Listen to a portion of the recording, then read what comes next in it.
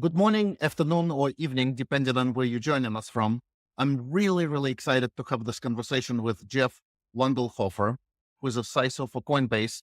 In his role, Jeff is responsible for all aspects of cyber strategy, operations, architecture, as well as trust and safety for Coinbase retail and institutional customers. And what's really exciting is Jeff is responsible for not just traditional infrastructure and finance, but it extends into Web3, DeFi, where Jeff's blockchain security team and Unit 0x team of blockchain researchers work tirelessly to secure the entire crypto ecosystem. And prior to joining Coinbase, Jeff worked as a CISO for Bank of New York Mellon. He led Booz Allen Hamilton's commercial cyber financial services and cyber incident response practices. And Jeff is greeting us from outdoors. Well, not outdoors, but from Virginia with a beautiful fireplace behind it. So it's good to see you, Jeff. Thanks, Alex. Really nice to see you. Glad to be here. And, I'm really excited to have this conversation. So I guess the first question is, you led security for BNY Mellon, like a huge bank, thousands of clients, and you moved now to be a CISO of Coinbase, the top company in the world, securing crypto for so many companies, consumers.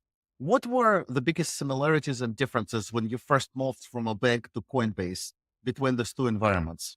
I thought it was going to be radically different. And in many ways it has been. But what struck me the most are the similarities.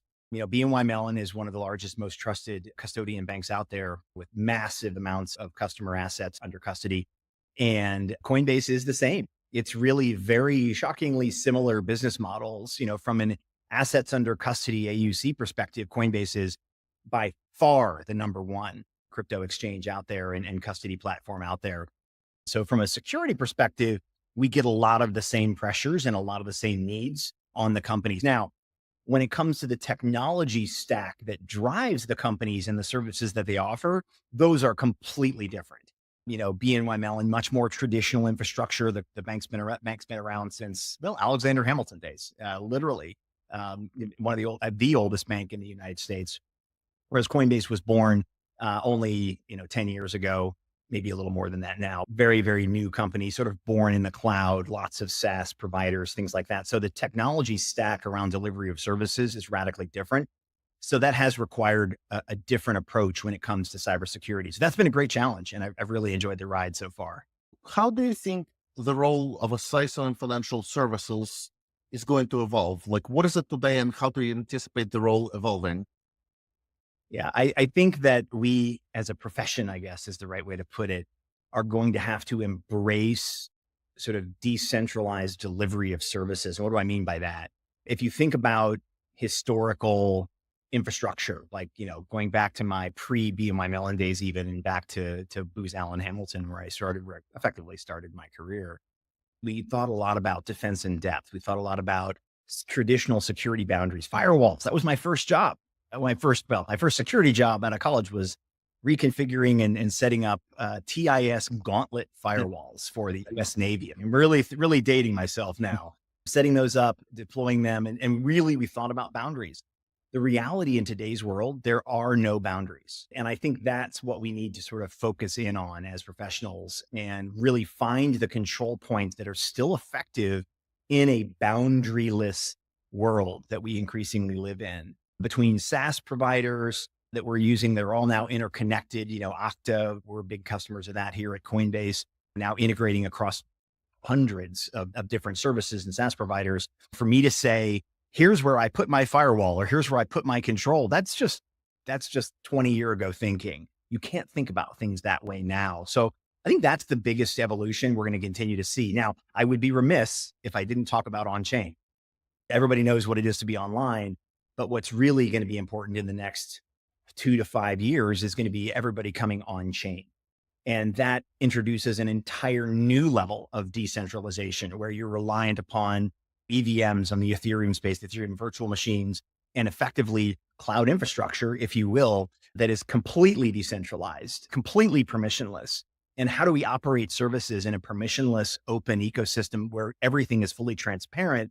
That sort of takes that decentralized view of traditional networks to the next level, exponentially more powerful and more complicated to secure. So super exciting time. And as Coinbase, continues to lead the charge in bringing consumers and others on chain, we're going to see that become a bigger and bigger focus for security professionals.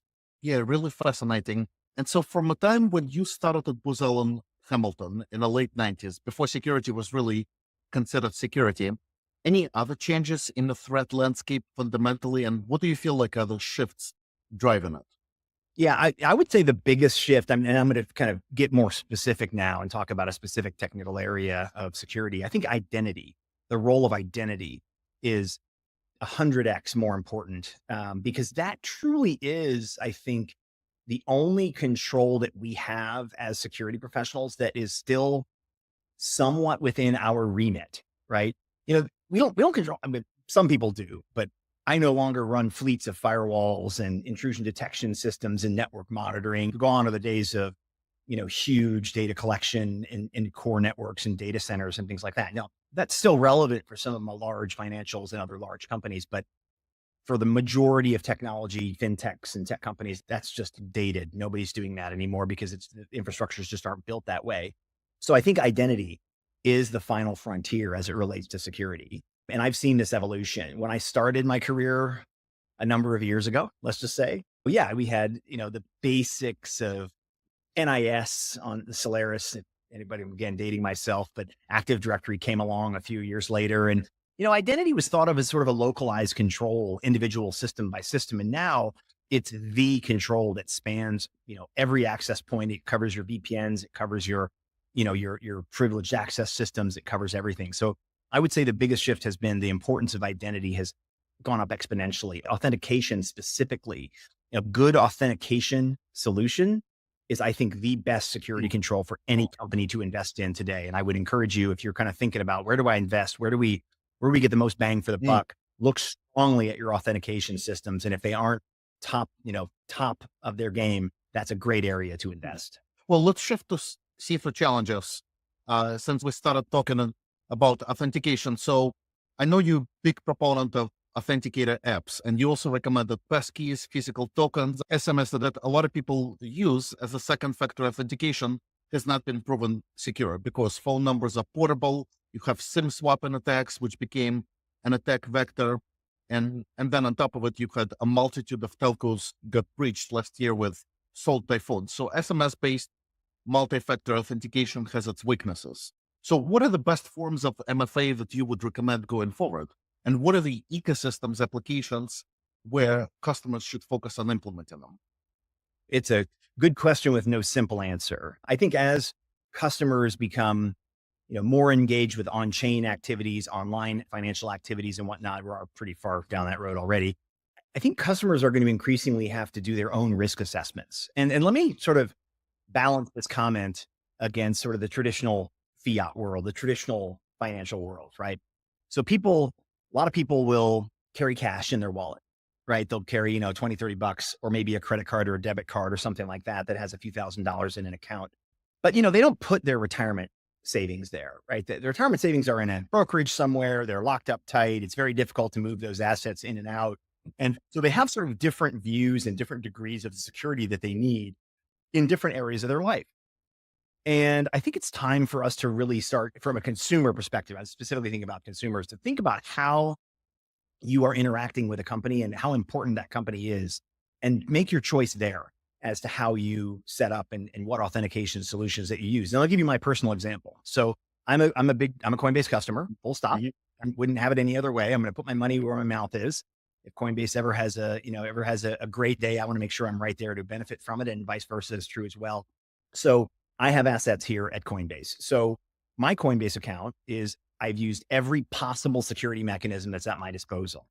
So I want to know what the experience is like for a Coinbase customer that's potentially custodying millions of dollars of assets here. So I use YubiKey Authenticator. I have allow listing on addresses. I have all these security functions sort of built in, but I'm using a U2F token, a YubiKey, right? Which is, I would argue, is the strongest form of authentication. So if you have an account, or if you're at a company and you have services that are incredibly valuable and allow for high degrees of transactional capabilities, I think you really have to have a physical security token as an option for your customers. It's absolutely critical. They're, for all intents and purposes, impossible to phish. and highly effective. Now, as we start to get down to accounts that are maybe lower value, or, I only have a couple $1,000s in my account, maybe 10,000, it's not materially critical to me, right? If that's material for you, get the U2F token. But if that's not critical, not material, then maybe a passkey or TOTP, the Google Authenticator, Duo Authenticator. There's a number of solutions out there. I think even 1Password has now its own built-in TOTP solution you can use. That's, I think, is probably also an equally good and strong forms of protection. So I would say passkeys and TOTP, I would put in sort of similar veins. Passkeys probably a little bit better, but those will be the next level down. And beyond that, I wouldn't use it. I wouldn't use SMS. I wouldn't use any of the sort of legacy authentication solutions out there, unless it's for an account that you literally don't care about, like some chat server somewhere where you're just talking about something that's not material and gives no access to anything. Last thing I want to say here, Alex, just in the hopes that some Coinbase customers or any financial services or other consumers are watching this, don't forget to secure your personal email address. So if you've got a Gmail address, a Yahoo address, a Comcast, don't care what it is, make sure you apply the highest level of control on that. Because if someone can get control, you mentioned SMS, Alex, but what about your personal Gmail account? That is the key to the kingdom as it relates to a lot of your account services. So I really encourage people to focus on those and lock those up tight. That's good advice. And so often also leaked passwords are circulated on the dark web. And if you don't have a MFA on your personal email, some people logging in and then using it as a jumping pot to get into other services. That's right. You should assume your password is compromised at all times. That's my motto. Passwords are a nice little extra road speed bump on the pathway to authenticate, but you should assume that they are compromised. Coinbase has been bullish on bug bounty programs in the past. So what are some of the most effective ways to build a program? Are there equally effective partners you worked with in the past? To what degree do you feel like the bug bounty is an avenue for security practitioners to supplement internal teams and processes? Yeah, I think I'm a huge proponent of bug bounty programs. There are a number of different providers out there. We use HackerOne. I'm not going to turn this into a HackerOne commercial, but they've been a great partner for us. And I really do encourage, I think every company should have a bug bounty program with payouts that are proportionate both to your ability to pay and to the types of bugs that could be reported through your program. Some of the pitfalls that I've seen with bug bounty programs include, not making the right levels of payouts. I think it's really important if somebody reports a very significant bug that could have resulted in significant losses or even significant downtime or other potential impacts to your company, you got to pay for them. You think about how much you pay for a really good enterprise pen test. Like you're going to pay over $100,000 for that, 200, 300,000 for that. If it's a really, really in-depth Yeah, you test. get what you pay for. Yeah, you get what you pay for. Exactly. And if folks are motivated by high bounties payouts and they know that you'll actually pay it as a company, you're going to get the best and brightest folks. And that's what you want. I've said this before, I want every white hat out there to be a Coinbase employee. I want them, not of course, not really, but I want them to be working on behalf of Coinbase and our customers, institutional and retail. And that's a big part of us sort of maintaining our reputation as the most trusted name in crypto. I constantly want folks evaluating the security of our enterprise, and I encourage every other company to do the same thing. How do you build a security culture within the company where employees are reaching out, collaborating with the security team, reporting suspicious behavior, exploit campaigns? Because so much of it is collaboration with other teams, marketing, HR, finance, engineering. How do you really disseminate this cybersecurity DNA within the company? Yeah. And I'll speak for Coinbase specifically. The biggest and most powerful aspect of our Coinbase culture that I think really drives sort of security awareness and practice is what we call the DRI culture, the directly responsible individual. We make it very clear when you own a product. So like Alex, you own delivery of the latest custody product or the latest staking product that we have, right? You are responsible for everything. That includes customer acceptance, the UX, the user experience, the back-end engineering, the coding and development, the support moving forward, and the security of that. And that is a critical thing. And you might say, whoa, isn't that the job of the CISO? Yes, that's absolutely our job as well. And we are going to partner with those development organizations as they're rolling out those new solutions. But I've long said that one of the biggest downsides of the whole creation of the CISO role and the CISO organizations is that I think some engineering and product teams sort of go, oh, security is not our problem anymore. And they've sort of stepped back from it. You're old enough, Alex, to remember the days when you were a sysadmin. Like you owned it. Like you were the CISO, you were the security person. You owned soup to nuts, all aspects of those systems and that product. So I think the culture at Coinbase really drives that accountability, that old school accountability, which is, kind of revolutionary now, but it's not. That's the way it used to be. And I think that's really important. So what does that mean? From a cultural perspective, it means that people are always thinking about security. And when they do something that, maybe I shouldn't have done that way, they're going to tell us, they're going to come to us and report. And if we find something that they did that might not be up to standards, they look at that and they go, wow, thank you. I really appreciate you bringing that forward. And they act on it quickly. There's no kind of having to prod them with a stick to get them moving. People are motivated, they're energized, and they are fully empowered. And I think that's really a key part of the culture of any company. If you see folks that sort of sit back and go, well, security is not my job, game over. That is a recipe for disaster. Well, automation can help supplement tools and processes, doesn't completely solve for the shortage in cybersecurity talent. Security practitioners across most companies are looking to do more with less. What do you think is a solution? For example, can agentic AI help supplement some of the human workers with robot workers, or is it back to the basics? Or like, how do you solve the fact that the threats are getting more complex? The existing tools are not always solving it. You got a shortage of amazing people. Like, how do you solve this human capital problem?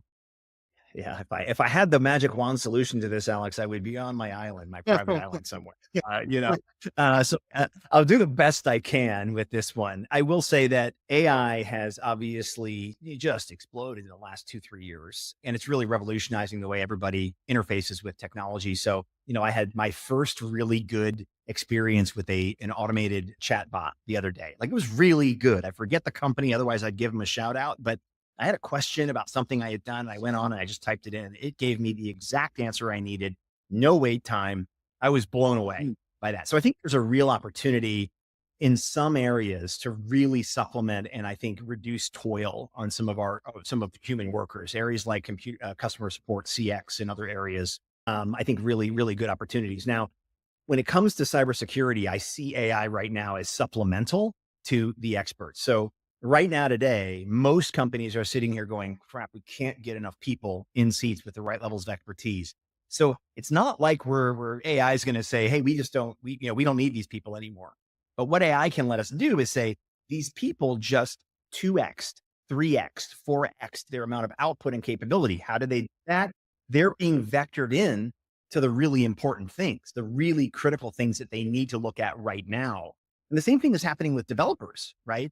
It's not that we don't need developers. It's just if you are an AI enabled developer, you just, even if you're just an average developer, you just 3-4x your amount of output, right? So, I saw a headline and I'd give a shout out to whoever wrote it if I could remember, but it said, AI isn't going to take your job, but someone who uses AI is going to take your job. And I think that's exactly right. I think we're going to see AI as a major supplement and making our people more effective. I don't think we're going to see it wholesale replacing humans, though, at least not in the near term. I don't see that happening. Let's talk for a second about multi-party computation. First of all, what is multi-party computation?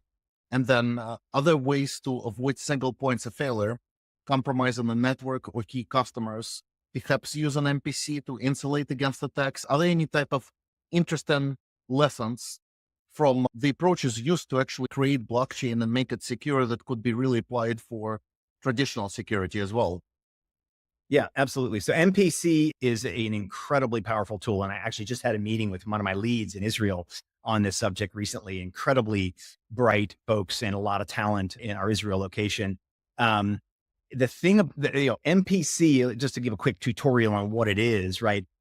Particularly in the crypto space, but anywhere else, we, Coinbase, crypto exchanges, or even you as a consumer, you don't really want any one person to hold the keys to a incredibly high value wallet. Imagine if all of Coinbase's AUC was, the keys were controlled on one ledger device held by one person. Like if anyone knew who that person was, that they would be on the run constantly, right? The amount of value associated with that key would be astronomically high. Securing it would be almost impossible if you think about it, just given the amount of complexity in trying to, secure this one single thing. So what does MPC let us do? It lets us effectively, and the cryptographers out there are going to groan and die a little inside when I say this. I know it's not technically accurate, but give me a chance, folks. You take that key and you break it up into 10, 15, 20 shards, as many as you want, right? And then what you can do with those shards is you can set rules around them as you're going through the process to say, hey, we can reconstruct a valid signature if we can get cryptographic signatures from 5 of the 10 or 8 of the 10 or 10 of the 20, whatever the case may be. So it gives you the ability to decentralize ownership. So if you grab, let's say I'm a key holder, I am not, at Coinbase, and you grab me and I happen to have a shard and I have access to it, I can't do anything to help you. I don't even know who the other people are that might hold those shards or how they're protected or what kind of encryption is protecting them. You don't have that type of information. So effectively, it makes it difficult to impossible cryptographically to steal one piece of information and then transact in a high value way. This is critically important. If you are a crypto exchange, if you are holding your own crypto and you have single source for the keys, that's something you need to think about. And remember, I talked about your risk analysis earlier on. That's something to think about. I would be looking very closely at like a Coinbase custody or somewhere that uses MPC where they can decentralize the risk of that key management for you. Gnosis wallets, there are a number of multi-sig wallets that are out there where you could have multiple signatures required in order to transact. Again, not sponsoring any particular solution, but there are a number of things out there. Aren't really MPC, multi-sig's a little different, but very powerful ways to sort of decentralize the security of your wallets. And I think that's critical. So from a crypto perspective, I think that's very, very important. Now, how does that apply in the traditional finance world? Lots of reliance on hardware security modules, these crypto modules that sit at the gateways and some of the data centers. I think there's opportunities there to improve. I also think that crypto is not something we're going to be talking about as this is the crypto world. I think I'm convinced crypto is going to be everywhere in the coming years. So you're seeing lots of traditional financial institutions get involved in crypto, start to, offer crypto products. Everybody is going to need to start to understand what is MPC, how does it work, how can we use the secure wallets? Otherwise, there's just practically no way to keep customers' assets secure. And again, Coinbase, most trusted name in crypto. If we don't have solutions like MPC protecting our customers, how can I sit here and say your assets are secure? I just couldn't do it, in my opinion. So super important technology, going to be even more important as the world comes more and more on chain. So as a CISO, there are some companies who say, we're going to offer you old solutions. So it's kind of like this whole platformization approach. It's going to be the best of platform where I give you all the tools versus best of breed, where you might not want to buy all the solutions from a single vendor, but you just want to get the best options out there. So like, what's your approach? Best of platform, best of breed? And then how do you sift through the noise? Because I'm sure every single day you get emails from probably 1,000+ security startups that you never heard of. And there's just not enough hours in a day to figure out who to trust, who not to trust, whose demo to take. What's your approach of how you select the security vendors and security tools? I'm sure a lot of people will be very interested to hear this perspective. Yeah, I get a lot of outreach of people who want to show me things. I have a very simple solution for how I weed out who to talk to and who I don't. Who has a good referral from somebody I trust? Like I know that's kind of a pain for people to hear and like, I don't know the right people, but if I get someone that I try, like you, Alex, if you come to me and say, hey, you should talk to this person, this particular startup that I happen to interact with, I think they have something really exciting, I'm going to take the meeting. Right. So don't call me, call Alex. That's what I'm trying to tell you. If you're watching, no, don't. So now everybody's going to call me. I see what I did there. I gotcha. But you'll never have me on again. No, really, it truly is. I work closely with a number of venture capital organizations and groups as well. I look for those referrals from folks I trust in industry or folks that I know understand the security space, the venture capital space. They'll send me the right companies to take a look at. Now, you asked a next layer question around sort of platform versus best in class, kind of how do we make a choice there? So I am a platform guy, generally speaking. I like to see us be very involved with providers that are committed to building the best overarching platforms and acquiring technologies, piecing them in, and making them part of a consolidated service for Coinbase. That doesn't always work, like full stop. Obviously, we're big with Google. We have a number of other major service providers that we use: AWS, GCP, still Google, but whatever. We're pretty in bed with them. Lots of services. So I'm always encouraging them to invest in better technologies. I'll send them a company if I'm really excited about a particular identity solution or an AI SIM solution, SIM source solution. I'll say, hey, go talk to them. I'd love to see this come together in one of the platforms that we currently consume. Now, there are instances where we get a solution out there that for whatever reason can't be matched by an existing platform that we're invested in. We will absolutely do a point solution and pull them in and integrate them ourselves. So we'll go through the integration pain. There is quite a bit of integration pain usually, and we'll do that. What drives us to do that? One is capability. Many times, startups, you're just more flexible. They can do things faster than the big traditional companies like Google and others can. So we'll get something that's a little more innovative out of them, developed a little bit faster. And so, yeah, we will buy that particular solution, but there needs to be a case behind it, either a cost, like this is much cheaper if we do it this way, which, believe it or not, we actually saw recently. And I won't name any names, but we were looking to buy an AI enhanced solution and looking at our big platform providers, and the pricing we were getting was just ridiculous. We got much better solutions out of some startups that we were working with, much better, much cheaper. And so we went that route there. So either a really differentiated capability or or cost will really drive us towards making a smaller play versus a platform play. Let's talk about metrics. That's where you might potentially put me in the hot seat. But what you can't measure, you can't improve. We have proliferation of third parties. So many attacks are happening due to negligence of third parties. 60% of breaches are allegedly attributing to third party risk. So just when you look at a whole cybersecurity program, when you look at the internal, external KPIs, OKRs, like what do you use? And what are some of the good, bad, and the ugly about measuring cybersecurity? Yeah, I mean, first of all, there's a lot of ugly, and you know this better than anybody, Alex. Like, this is your space, man. So especially, and by the way, great setup on the questions. Like when you're dealing with some of those small startup type companies, they just don't have the security programs that you would expect. And how could they? It's a 20-person company, right? So we often will look at a company and make the decision about whether we use them. And we'll say, look, how good are they? Like, do they make a huge, uplift in terms of our capability? Yes or no? If the answer is yes, then okay, they don't have a security team. Okay, they don't have a vendor risk program. They don't have a CISO. It's 20 people. Of course they don't, right?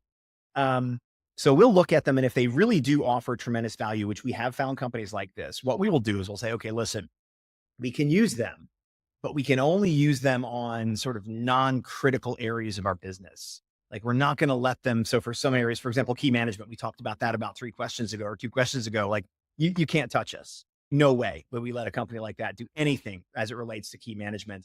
And that's not something we outsource anyway, but that's neither here nor there. But we would never let a company like that near sort of our key business, pun intended there.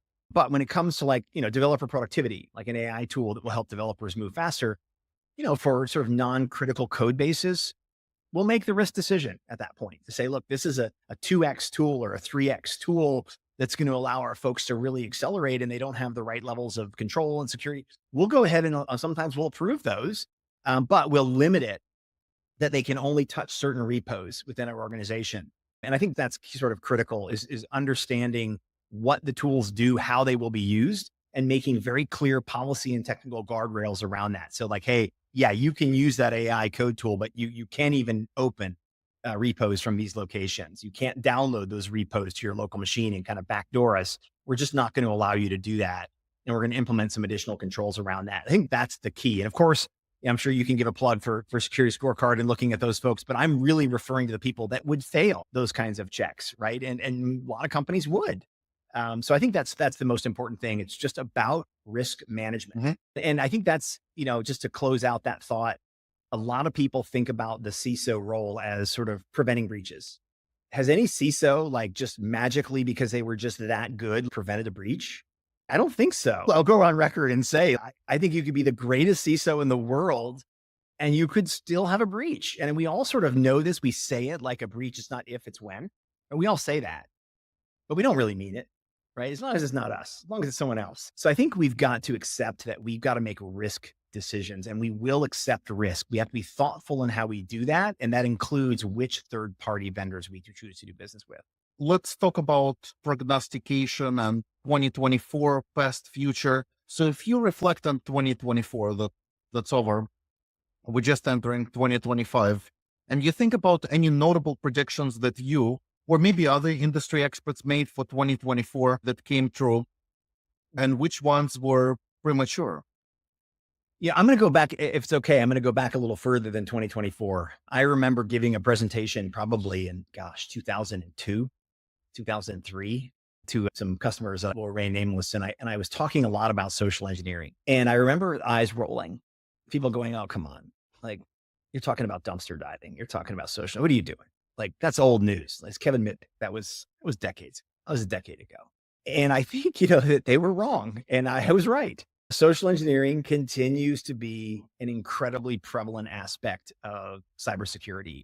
Everything from people using push fatigue to try and crack through MFA to the continued bombardment of phishing websites. Now we have malicious dApps in the crypto ecosystem where folks will publish a decentralized application, a dApp on chain that can do things like drain wallets and whatnot if you connect to them and you sign certain transactions. It's a really, really dangerous world out there, mainly because of how folks are using a combination of social engineering and tech savviness to directly attack consumers, customers, and companies as well.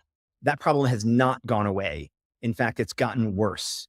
As we've gotten better on the security front, as we've gotten tighter and better authentication, how do you get around that?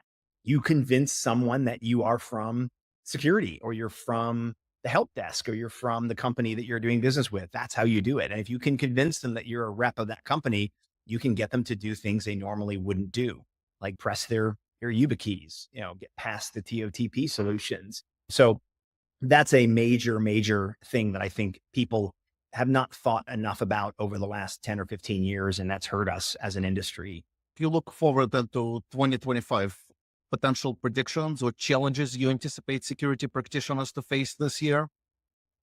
Yeah, I think it's going to be making customers more security aware, and not traditional security aware, like don't give your password over the phone, but more security aware in the context of, hey, money as crypto becomes more mainstream, money means something different, right? A stable coin, a US dollar coin, USDC, something we're very excited about here at Coinbase. As you're interacting more with applications that are on chain, Base, one of our big layer 2 network on top of Ethereum. I believe it's now the largest L2 by locked value right now. I think you're going to see a lot of game developers. You're going to see just all kind of explosion of the ecosystem of on-chain activities that folks are able to do. Folks are going to need to become more on-chain aware. Being more online aware, don't click on the link, don't click on the email. Yep, that's one thing, but don't click on the dApp. We're going to have to adapt and change customers' thinking about that. So for me, my big sort of focus point for 2025 is around consumer safety, customer safety.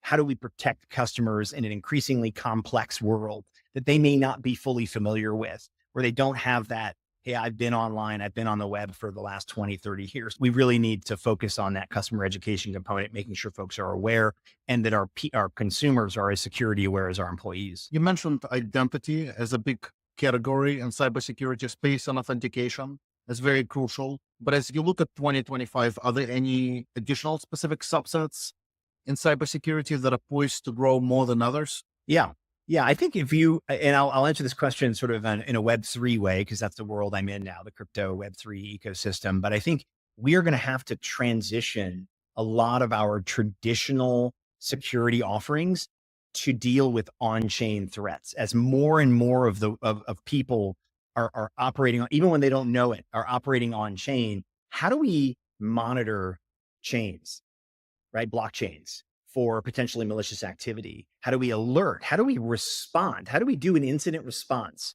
across a blockchain that's fully transparent? So we saw this complexity with the OneWeb security vulnerabilities that came out. OneWeb offers baskets of smart contracts that folks can use to deploy all kinds of interesting things online. Very great company. offers a lot of really short circuits the process of rolling on-chain capabilities and features and making NFTs and things like that. But there was a vulnerability with their code, and we needed to fix that across multiple chains, right? The problem, Alex, is that if you fix that on one wallet, if you update that smart contract in one address location, everybody can see the change and they can quickly do a diff and understand what was different and what changed. And they'll find the vulnerability like that. So it's not like I can send patches out to my top customers. They can deploy them in their data centers and then we can roll that out. You have to coordinate the response in an unbelievably fast way. And we were a critical part in doing that in that incident. And, it was hundreds and thousands of contracts that had to be updated within the space of 15 minutes, right? So how do we take the traditional security things, vulnerability management, incident response, patch management, incident monitoring, security monitoring, the big data platforms, how do you take those and adapt those to the on-chain world? Like my litmus test for companies moving forward is, are you thinking about what on-chain means for customers?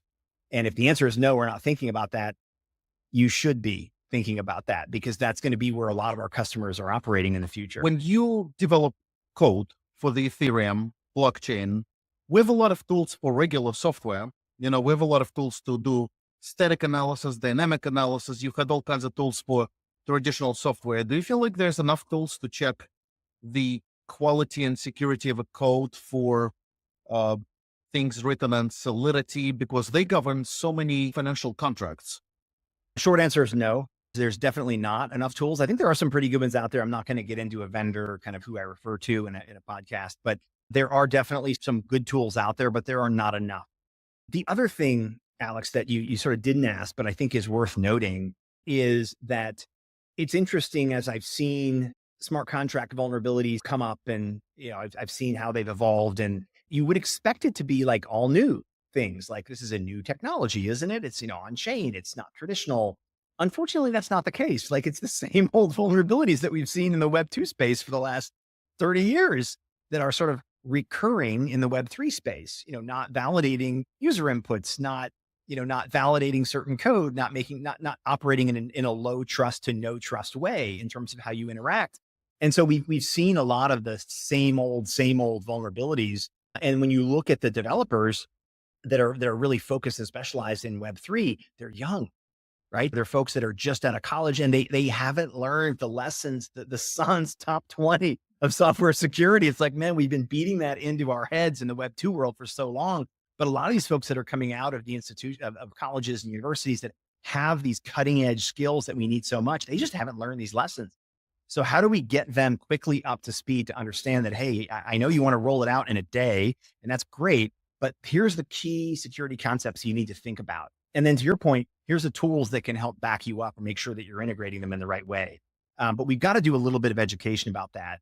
Well, are you ready to shift into the rapid fire? Sure, let's do it. All right. Well, on-chain or off-chain? On-chain. What's your favorite thing to do offline or outdoors when you're not working? Hunting, no question. I like to be outdoors. It's snowing here in Virginia and I've been hunting for the last week. Nice. What's your favorite book?